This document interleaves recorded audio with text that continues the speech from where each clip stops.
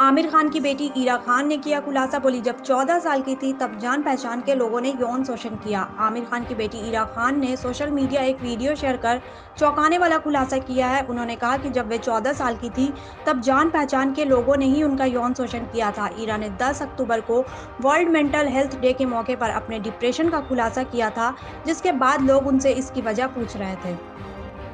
Hello, sorry it took so long for this next video. This is harder than I thought it was. But I got these earbuds, so hopefully audio quality will be better, and I am trying to be more articulate. So a lot of people ask why I'm depressed, and that is not something I can answer properly because I don't exactly know. In the past few years, I've been piecing it together, but I can't give you a straight answer as to why I'm depressed. So we'll get into that later. Today I wanted to talk to you about my privilege. The last video was not cut off, it was intentional. And I wanted to start by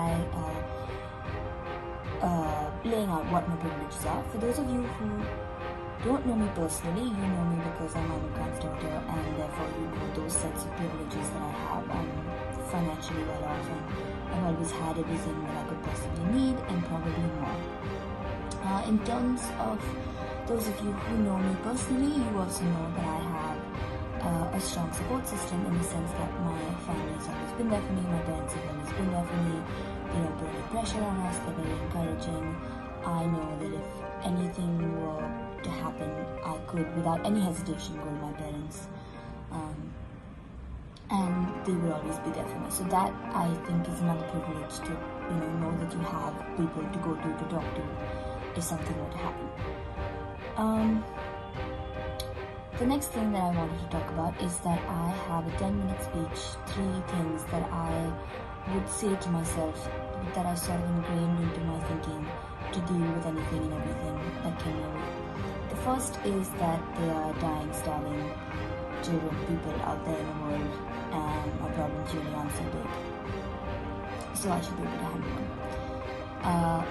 The second is that we are all tiny, inconspicuous, inconsequential living beings in the cosmos, and I should stop taking myself so seriously and move on. And the third thing is that no matter what is happening in my life right now, 5-10 years down the line, with time and perspective, it won't be such a big problem to me, it won't be such a big issue, so why am I fretting about it right now? And this is a very solid 3-point strategy to make yourself get over anything. To the point where I didn't even get to the point where I got upset about something. I didn't even get to the point where I was sad or anything. I would just let go before I got there. I thought I had attained nirvana, which I had not. But anyway, this is what I would do. And so, between the time when my behavior started to change and the time that I asked for help was about 3.5 years. And in those 3.5 years,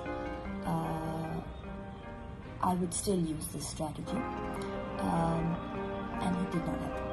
So I stopped taking care of myself, I started sleeping a lot and thinking it was normal, or not realizing that I was sleeping so much. I used to keep myself either really busy, and then I slowly moved into immobility where I just did not leave my bed. I was making commitments, and I was not being able to get myself to leave the bed to actually follow through with those commitments, and then I would feel bad, so I would stop making those commitments, giving me more time to stay in bed. I started to isolate because I didn't want to be in a bad mood around my friends. I used to have a lot of control over my emotions, but suddenly I didn't have that control anymore, and I didn't want to unnecessarily put them in a bad mood because there was no reason for me to be in this bad mood, so there's no point telling them, there's no point talking to them. What will they say to me? I used to daydream all the time, and it went from that to me not being able to listen to music because I couldn't sit with myself listening to music. I had to be watching TV. That is the amount of distraction I needed so that I wouldn't start crying. And crying was a big thing because I'm not the kind of person whose response to things is to cry. After 12, I stopped crying, and then suddenly at 17, I would start crying, and still the number of times I cried began to increase, and how long I cried for began to increase, and I did not know why I was crying.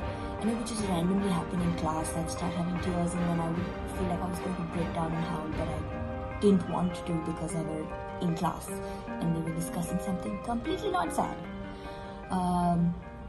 So I didn't know why I was crying. And so over the years, that whole time either I would ignore it or I would try and rationally figure it out and deal with it myself. And so towards the end of it, I was crying and I was feeling so bad that I was in this place where I was crying and I was not being able to do the things that I normally do. And I was just like, why is this happening? And so I would try and rationally figure it out. What could I possibly be so upset about? What bad things have happened to me in my life? When I was young, when I was small, my parents got divorced. But that to me doesn't seem like something that would traumatize me because my parents' divorce was amicable. They are friends. The whole family is still friends. We're not a broken family by any means. My parents were very good about being parents to Janelle and me even after the divorce. And when people would say, oh, I'm so sorry to hear about, your parents being divorced, I'd be like, what are you talking about? Why is it? It's not a bad thing. Another privilege, I didn't realize that it was a sad thing, but it could, it could be something that could scar you. It didn't scar me. I don't remember most of it, but I always felt like my parents' divorce is not something that bothered me. So that can't be a reason why I'm feeling so sad. When I was 6, I got tuberculosis, and now, I've watched my dad's episode on Satyameva Jayate, and I know that you can get TB, and then strains of TB that are incurable, and you have to cut your lungs out, and it's all horrible. But I had TB outside my lungs, and I had regular TB, and I went to the hospital for 4 days, and got to bunk school, and watched TV all day. So for me, it was not such a big deal. It didn't scar me so much. So, I got lucky. Pretty easily dealt with that. Not something that would make me feel so terrible today. When I was 14, I was sexually harassed, abused, and that was a slightly odd situation in the sense that I didn't know whether the person knew what they were doing. I sort of knew them and would bring up. It wasn't happening every day, so it took me about a year to be sure that they knew what they were doing and that is what they were doing. And immediately I wrote my parents an email and I got myself out of that situation. And once I was out of that situation, I didn't feel so bad anymore. I wasn't scared. I felt like this is not happening to me anymore and it's over. And I moved on and I let go. And yeah, from time to time I would beat myself up about how I felt silly that I let it happen and all of that. But it was, again, not something that has scarred me for life and something that was going to make me, something that could be making me feel as bad as I was feeling when I was 18 to 20 or whatever. And so,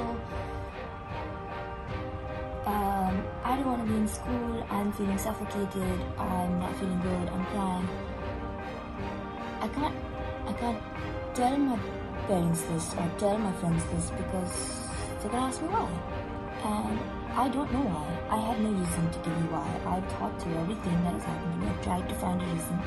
And I don't have a reason to give you. And so, why burden them with something that I know they're not going to be able to help me with? My parents are doing important things with their lives.